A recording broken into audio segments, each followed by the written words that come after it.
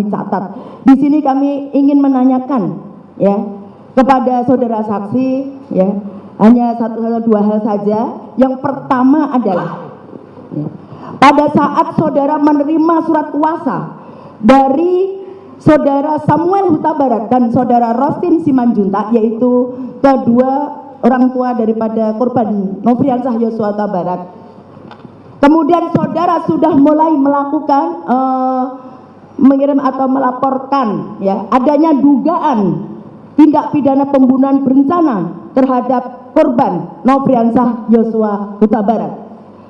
Pertanyaan saya, dalam hal saudara sebagai penasihat hukum dari keluarga korban Nofriansah Yosua Huta Barat, yang tentunya dalam hal ini mengandung amanah pada diri saudara untuk turut menegakkan kebenaran dan keadilan, serta dalam rangka mewakili keluarga korban dari sisi dan membela korban dari sisi viktimologi. Pertanyaan kami, ketika itu hambatan-hambatan atau rintangan-rintangan apa yang krusial yang saudara temui ketika saudara ingin menguak adanya peristiwa pidana tersebut, baik dari sisi internal kepolisian ataupun dari ekstern atau di luar kepolisian? Saudara jelaskan di sidang yang mulia ini. Hambatan-hambatan yang kami alami atau yang saya alami adalah pertama, komunikasi. Karena alat komunikasi keluarga, dalam hal ini keluarga almarhum Brigadir Nofriansah Yosua Huta Barat, telah diretas dan atau dikacaukan oleh seorang diduga Irjen Pol U menggunakan alat-alat yang diduga milik daripada Barreskrim Polri. Nah, ini berdasarkan laporan intelijen yang saya investigasi. Sehingga setiap kali saya mau berkomunikasi dengan ayah dan ibunda termasuk kakak adik daripada almarhum, handphone mereka tidak bisa menerima maupun tidak bisa keluar. Sehingga saya harus menggunakan telepon orang lain yang berjarak 1 sampai 2 km untuk setiap kali saya mau berbicara, karena itu di luar perhitungan mereka. Maka 2 orang hadir di sini yang teleponnya sering saya gunakan, yaitu telepon daripada Rohani Simanjuntak dan Sangga Sianturi, saksi Sangga, di samping telepon yang lainnya.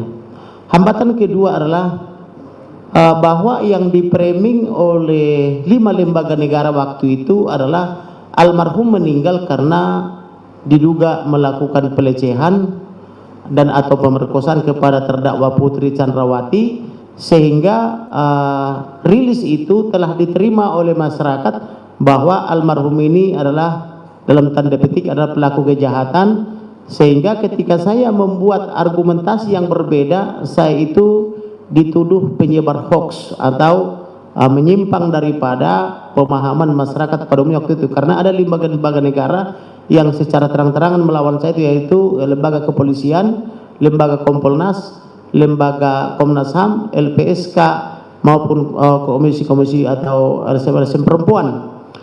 Sehingga ketika kita membawa warna baru, mereka semua sangat bencinya. Bahkan ada seorang Irjen Pol Purnawirawan dari Kompolnas, 5 sampai 7 kali saya hitung dia satu hari membuat rilis seolah-olah dia bagian penerangan daripada Polri, memberitakan terus bahwa almarhum ini adalah sangat jahat, memperkosa Putri Chandrawati di Duren 3 Jakarta Selatan. Dan laporannya juga begitu dilapor tanggal 9, itu satu hari itu juga langsung SPDP, langsung sudah seolah-olah segala sesuatu sudah tersedia seperti pekerjaan malaikat, sudah sidik dan seterusnya. Pokoknya belum lagi framing-framing dari penasihat hukumnya bahwa kalau Putri Chandrawati itu adalah korban pelecehan seksual di kamar tidurnya di di Duren 3 di rumah dinas. Kemudian hambatan lainnya adalah ketika saya melapor kepada penyidik Pidum Polri, mereka itu sepertinya benci kepada saya, tidak suka dengan laporan saya ini. Terbukti saya mau memberikan bukti saja mereka semua ketakutan. Jadi saya heran kenapa ini penyidik sampai pangkat jenderal kok ketakutan, sampai bintang 3 pun ketakutan, yang mulia majelis hakim dan saudara jaksa penuntut umum. Sehingga saya waktu itu untuk mengatasi ketakutan mereka itu, saya bermohon kepada Kapolri supaya terdakwa Perdi Sambo diberhentikan dulu sementara dari Kadipropam, supaya polisi ini punya keberanian atau penyidik ini punya keberanian untuk menangani perkara ini.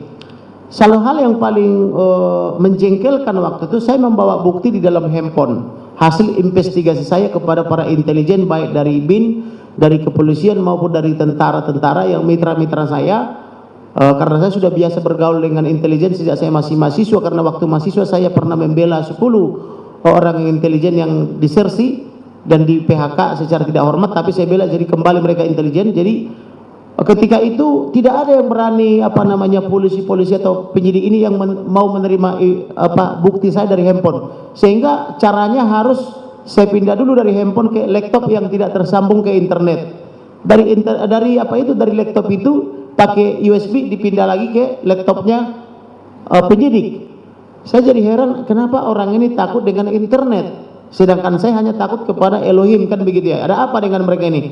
Maka saya coba lagi pelajari, ternyata itulah saya dapat informasi bahwa ada alat-alat daripada kepolisian yang diduga sangat canggih yang memantau pergerakan ini semua, termasuk memantau pergerakan saya. Nah, kemudian maka saya pelajari lagi, maka ternyata saya ketahui berdasarkan dokumen, saya bawa juga dokumennya di sini yang mulia, ternyata Perdi Sambo ini adalah Kasatgas Merah Putih. Saya dapat dokumennya kebetulan saya bawa. Kalau jaksa mau saya serahkan. Ya, silakan. Coba dikasih. Melalui majelis hakim yang mulia. Saya tunjukkan ke majelis hakim atau langsung?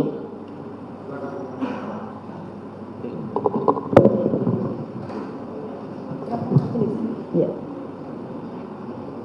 Mohon diserahkan pada majelis hakim yang mulia. Apa ini yang sudah Bapak sampaikan? Oke.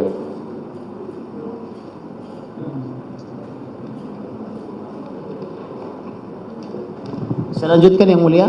Ya, di dalam dokumen ini saya melihat bahwa hampir seluruh petinggi kepolisian ada di dalamnya, mulai dari jajaran penasehat, pelindung dan seterusnya, dan yang menjadi kasatgasnya adalah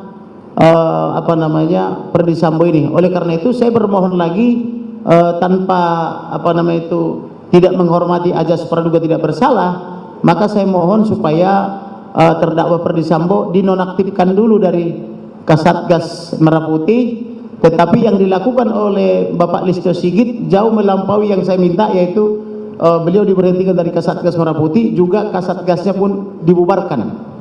Yang saya minta sebetulnya dinonaktifkan dulu supaya penyidik tidak takut, karena saya merasa heran, saya bertemu dengan bintang 1 sampai bintang 3 di kepolisian, mereka terang-terangan mengatakan cuma Kamarudin aja takut, kami aja ketakutan katanya.